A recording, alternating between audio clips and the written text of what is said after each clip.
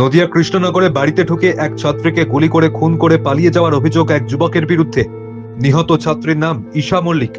ঘটনাটি ঘটেছে কৃষ্ণনগরের মানিকপাড়া এলাকায়।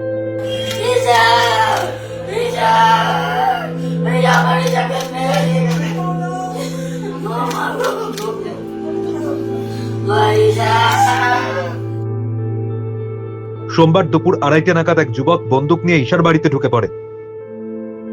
তার মা ও ভাই বাড়িতেই ছিল।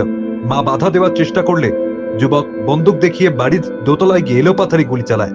গুলি করে পালিয়ে যায় ওই যুবক। সূত্র মারফত জানা গিয়েছে, ঈশা কাঁচরাপাড়ায় দীর্ঘদিন পড়াশোনা করত।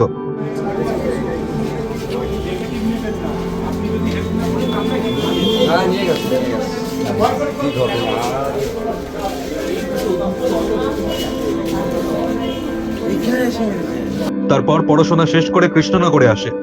সেখানেই দেবরাজ সিং নামে ওই যুবকের সঙ্গে তার প্রেমের সম্পর্ক গড়ে ওঠে।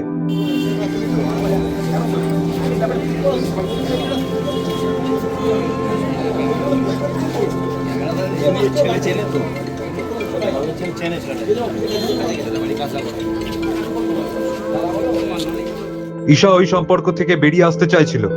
কাঁচরাপাড়ার যুবক দেবরাজ এসে বাড়িতে ঢুকে গুলি চালায়।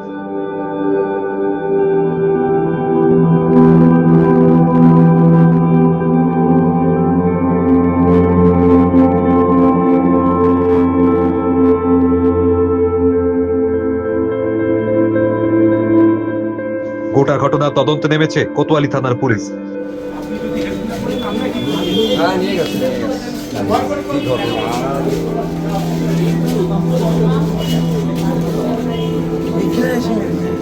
দেহ ময়নাতদন্তের জন্য পাঠানো হয়েছে।